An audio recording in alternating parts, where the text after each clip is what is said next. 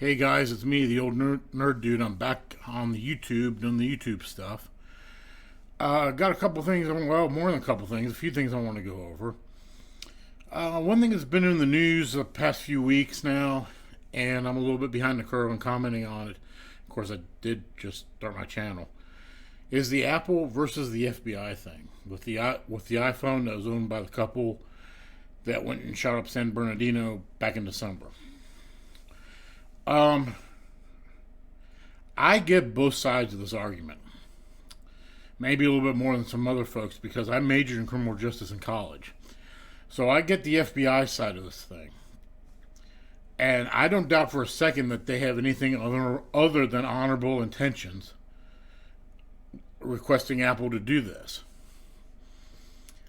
And the reason I say that is nobody wants to be the guy or group or organization responsible for missing something that leads up to the next 9/11 attack. Nobody wants to be that person or that group or that organization. So I don't think the FBI has any nefarious intentions, but I also think, and you wanting to prevent the next 9/11 or terrorist attack, you can also do it, you can kind of go overboard with it. Now, the flip side of that is the privacy aspect of it, which I completely understand because I'm a private person myself. Now, on my phone, I don't have anything I really care about on there that I'm not worried about anybody else seeing. The only thing I do with my phone is I do have it locked in case I'm at work and somebody is in my office at work and decides they want to pick it up and try to use it to make a call or whatever. I do have it locked for that reason because I just don't want anybody picking it up and start fiddling with it. Other than that, I don't care what's on my phone. But I get other people do. And, I don't think either side is wrong. I just think that Apple's side is probably more right. Which in the very beginning, I was all about the FBI's right and Apple's wrong. And then it's kind of more information has come out about it, and apparently this isn't the only phone that the FBI wants unlocked. They've got, the last number I heard was a dozen, maybe even more than that now. I don't know. So yeah, I'm siding with Apple on this one. Like I said, I don't think either side is wrong. I just think Apple's probably more right. Only time will really tell, I guess. Having said that, I got some products that we're going to look at. The first one is, and I'm way behind the curve on this thing, the Xbox One Elite controller. Okay, and if you notice, I've got my headset adapter right here on it too, and we'll go over that headset in a minute. It's pricey. It's not cheap. I will say this: if you play a lot of video games like me, it's worth the money. It's a good quality build. It's got a metal frame to it. It's highly customizable. Not only can you swap out the thumbsticks for taller thumbsticks that come with it, the D-pad can be swapped out for a different style D-pad that comes with it. There's paddles on the bottom. Of course, I don't have them on here because they actually get in the way, so I took them off. But you can take the paddles off or put them back on. They're held on by magnets, which is really cool. You can also reprogram the button layout on the thing using an app you can download from the Xbox App Store, which will let you reprogram on a console. You can also do the same thing on a PC, I'm told. It's a really good controller. The one thing it has is Microsoft licensed SCUF technology, and SCUF makes high-end game controllers for not only Xbox, but PS4 and probably others as well. I will say this: you can get the equivalent of an Elite controller in a SCUF branded product from SCUF, but it's more money. So you end up saving money if you buy the Xbox Elite controller because you get the same configuration. It's going to cost you, somebody told me twice as much, but you might want to go to their website and check. But I do know it's more expensive. Now on the Sony side of it, Sony doesn't make like an Elite DualShock controller for the PS4. So in that case, you'd have to go to Scuff. They do make Scuff controllers for PS4. They're really good controllers from what I've been told. I don't own one. To be honest, I don't game that much on my PS4. But if you're a heavy gamer on PS4, it's probably worth picking one up. Now, I will say this about the Elite controller. If you don't play a lot of games, it's probably not worth getting, because it is pricey. The one thing I will say, though, is prior to this, me getting the Elite controller, I was on my second regular Xbox controller because my other one of the analog sticks, got to where it would drift to one side, which, if you're playing a shooter or something like that and you're trying to do something requiring precision, that doesn't help. Like I said, these are high quality builds.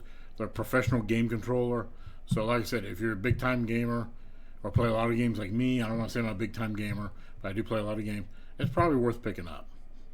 They're a little bit easier to get a hold of now. I know when they first came out, up to probably about a month or two ago, they were really, really hard to get a hold of. And I'm starting to see them more often in my local Best Buy here in probably the last month and a half than I did before. The next thing I want to go over is I picked up a Polk Striker ZX headset. And as you can see, it says for Xbox One, but it'll work on PS4 as well. And this is the headset here.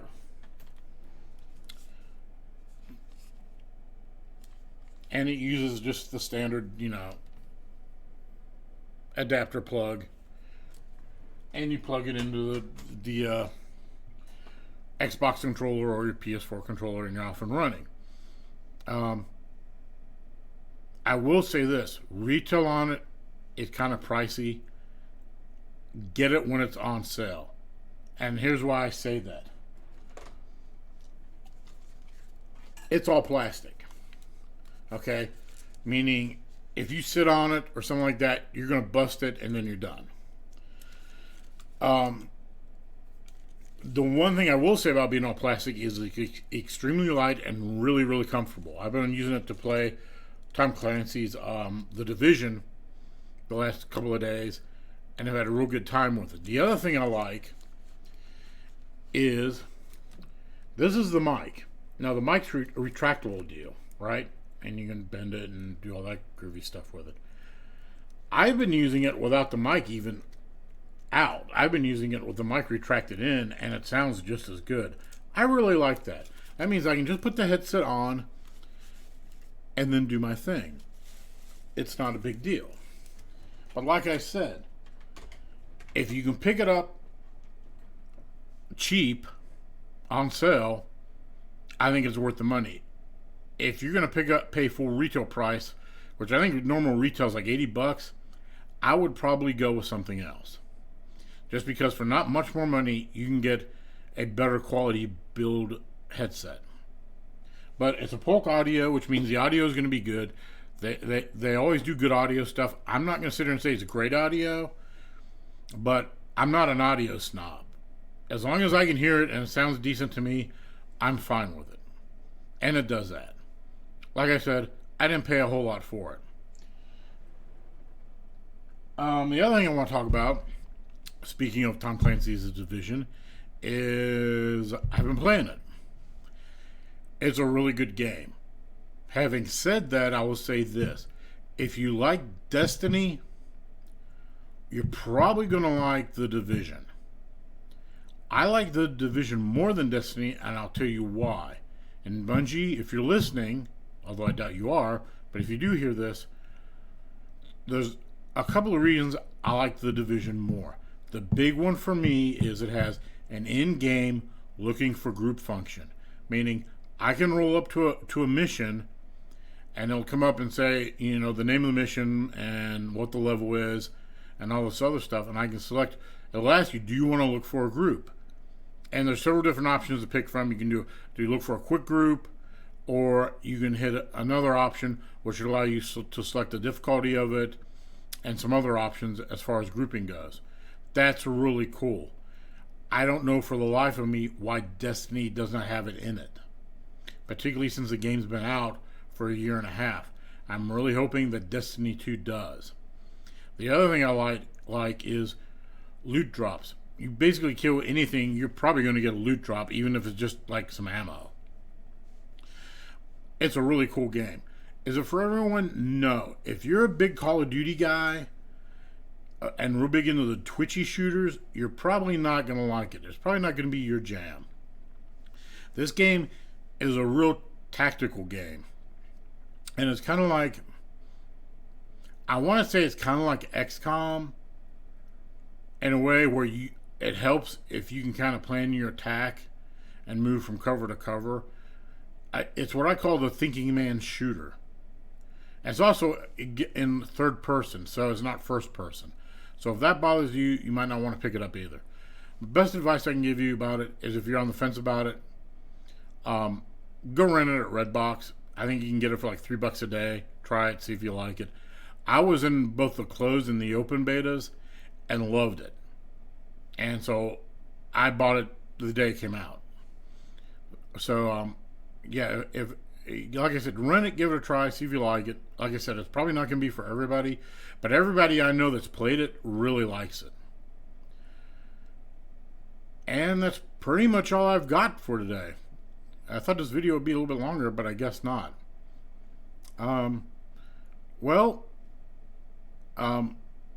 That's pretty much it. Again, if you like what I'm doing here, hit the like button, hit the subscribe button. I'd greatly appreciate it. And I'll see you again next time.